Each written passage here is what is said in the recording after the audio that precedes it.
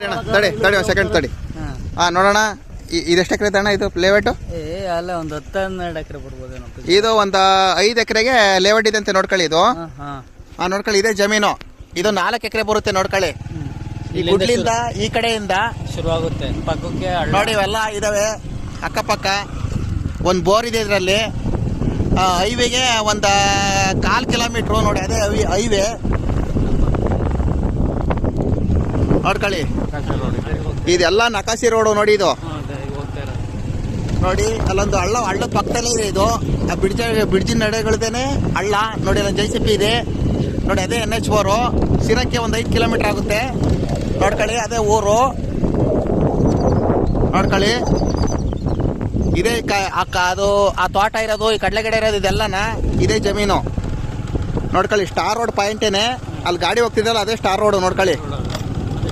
ಅದು NH4 ಅಲ್ಲಿ ಕಾಮುತ್ತೆ, ಅದೇ NH4 ಇದೇ ಸ್ಟಾರ್ ನೋಡಿ. ಇಲ್ಲೊಂದು ಬೋರ್ ಇದೆ, ಇಲ್ಲೊಂದು ಬೋರ್ ಇದೆ ನೋಡ್ಕೊಳ್ಳಿ. ಇಲ್ಲಿ